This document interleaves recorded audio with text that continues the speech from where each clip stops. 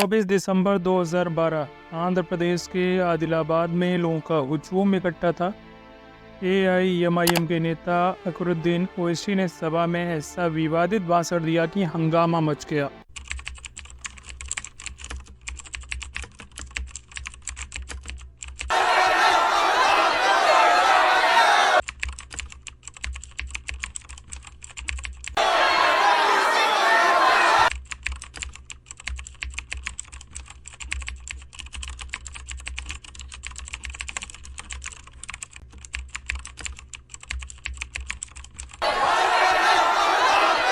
इस बयान के बाद उनके खिलाफ देशद्रोह के आरोप में कई धाराओं में केस दर्ज हुए। देश भर से उनकी गिरफ्तारी की मांग उठने लगी। तभी उनके भाई असदुद्दीन ओवैसी ने मोर्चा संभाला और 5 जनवरी 2023 यानी भड़काऊ बयान के 11 दिन बाद मुस्लिमों की भीड़ को संबोधित करते हुए उन्होंने कहा, मैं और मेरा भाई एंटी नेशनल और एंटी हिंदू नहीं हैं। अपनी मदरलैंड से कैसे मोहब्बत करनी है ये मुझे उनसे सीखने की ज़रूरत नहीं। जिन्होंने महात्मा गांधी की हत्या की, बाबरी मस्जिद को शहीद किया, हमें कानून पर पूरा भरोसा है और अकरुद्दीन कोर्ट में सरेंडर करेंगे। नमस्कार, मैं शिवोम परिवार सीरीज के 8वें एपिसोड में कहानी हैदराबाद में ओवैसी परिवार के दबदबे की।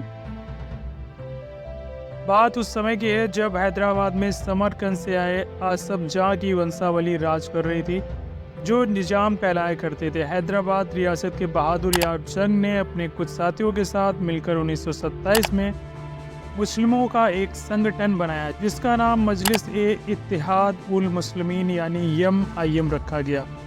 इसका मकसद मुस्लिमों को अपनी बात रखने के लिए सांस्कृतिक और धार्मिक मंच देना था। 1944 में MIM बनाने वाले बहादुर यार जंग की अचानक मौत हो गई।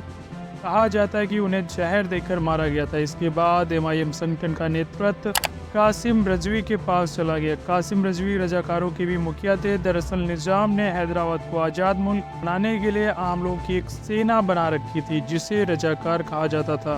इतिहासकार मोहम्मद नूरुद्दीन खान के मुताबिक अगस्त 1948 में रजवी के आदेश पर रजाकारों ने हिंदुओं के बहरनपल्ली गाँव पर हमला किया। बहरनपल्ली कांड के बाद ही रजवी जवाहरलाल नेहरू और सरदार पटेल की निगाह में चढ़ गए। आज़ादी के बाद हैदराबाद भारत का हिस्सा बना तो सरकार ने MIM संगठन पर बैन लगा दिया और कासिम रजवी को गिरफ्तार कर लिया। 9 साल बाद रजवी को इस शर्त पर छोड़ा गया कि वो पाकिस्तान चले जाएं।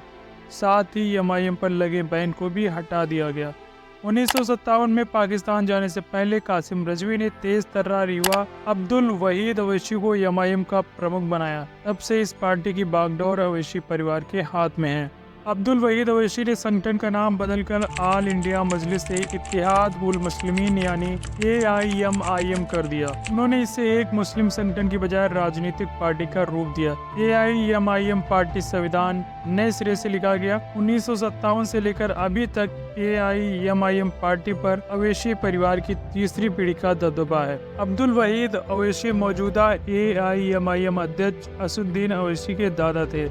1960 में पहली बार AIMIM पार्टी ने हैदराबाद नगर निगम का चुनाव लड़ा। मल्लेपल्ली वार्ड से अब्दुल वहीद ओवैसी ने अपने बेटे सलाउद्दीन ओवैसी को टिकट दिया। इस चुनाव में सलाउद्दीन को जीत मिली। 2 साल बाद ही आंध्र प्रदेश में विधानसभा चुनाव हुआ। उत्तरगट्टी विधानसभा सीट से सलाउद्दीन पहली बार विधायक बने। साल 1975 में दिल का दौरा पड़ने पर अब्दुल वहीद का निधन हुआ, जिसके बाद पार्टी की अध्यक्षता उनके बेटे सलाउद्दीन ओवैसी ने संभाली। सलाउद्दीन के अध्यक्ष बनने के बाद फर्क ये हुआ कि पार्टी के नेता हैदराबाद निगम और आंध्र प्रदेश विधानसभा के अलावा संसद के भी सदस्य बने। 1984 में सलाउद्दीन हैदराबाद से लोकसभा चुनाव जीते। इसके बाद 2004 तक लगातार 6 बार वो इस सीट से सांसद रहे। सलाउद्दीन के बड़े बेटे असदुद्दीन ओवैसी राजनीति में आने से पहले लंदन में कानून की पढ़ाई कर रहे थे। अपने पिता की तरह सलाउद्दीन ने भी 1994 में बेटे असदुद्दीन ओवैसी को राजनीति में उतारने का फैसला किया। इसी साल वो पहली बार 4 मीनार विधानसभा क्षेत्र से चुनाव लड़े और जीते। 1999 में उन्होंने दोबारा इसी सीट पर भारी मतों से जीत हासिल की। वहीं जब असदुद्दीन लंदन में कानून की पढ़ाई कर रहे थे तब उनके छोटे भाई अकरुद्दीन ओवैसी अपने पिता के साथ अक्सर राजनीतिक जलसों में जाया करते थे। उनके पिता चाहते थे कि अकरुद्दीन डॉक्टर बने, लेकिन उन्होंने बीच में ही पढ़ाई छोड़ दी। इसी तरह सलाउद्दीन को पता चला कि अकरुद्दीन का एक ईसाई लड़की के साथ अफेयर चल रहा है। टाइम्स ऑफ इंडिया की एक रिपोर्ट के मुताबिक इस घटना के बाद पिता और पुत्र के रिश्ते में तत्ली आई। 1995 में परिवार के खिलाफ जाकर अकबरुद्दीन ने अपनी गर्लफ्रेंड सबीना से शादी की। करीब 3 साल बाद 1998 में सलाहुद्दीन की सेहत लगातार गिरती जा रही थी, इसीलिए तमाम गिले शिकवे बुलाकर सलाहुद्दीन ने अपने बेटे अकबरुद्दीन को मुलाकात के लिए बुलाया। तय ये हुआ कि उनकी पत्नी सबीना को इस्लाम कबूल कराया जाएगा और उनका नाम सबीना फरजाना होगा। इसके बाद 1999 में अकबरुद्दीन को पार्टी में विधानसभा चुनाव में उतारा और उन्होंने जीत के साथ राजनीति में कदम रखा। 2004 में पहली बार असदुद्दीन अवैसी अपने पिता के बाद हैदराबाद लोकसभा सीट से चुनाव लड़े और जीते। तब से वो लगातार इस लोकसभा सीट पर चुनाव जीत रहे हैं और 2008 में बिना किसी विरोध के असदुद्दीन अवैसी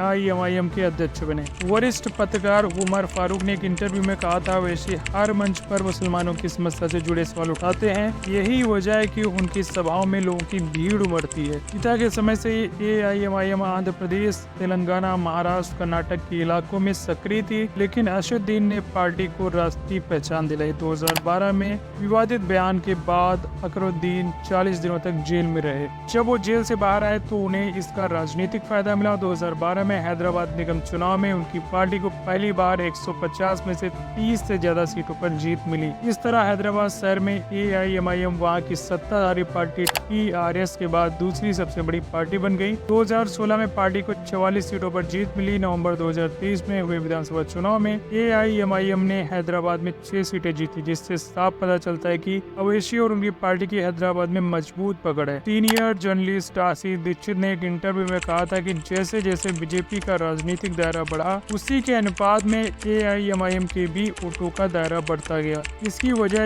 यह है कि बीजेपी ने सत्ता में आने के बाद 3 तलाक, आर्टिकल 370, CAA, राम मंदिर जैसे मुद्दों पर काम करना शुरू किया। इससे मुस्लिमों के अंदर डर और असुरक्षा का माहौल बना। परिणाम ये रहा कि मुस्लिमों के बीच ओवैसी की पार्टी पहले से ज्यादा मजबूत हुई। जुलाई 2021 में राज्यसभा सांसद प्रोफेसर राकेश सिन्हा ने दावा किया कि 4 पीढ़ी पहले असदुद्दीन अवैसी के पूर्वज हैदराबाद के हिंदू ब्राह्मण थे। धर्म बदलने के बाद वो मुस्लिम बने। अगस्त 2023 में जम्मू के नेता गुलाम नबी आजाद ने कहा कि भारत में पैदा हुआ प्रत्येक व्यक्ति स्वाभाविक रूप से हिंदू है। इसके बाद दोबारा से अवैसी के पूर्वजों को लेकर चर्चा तेज हुई।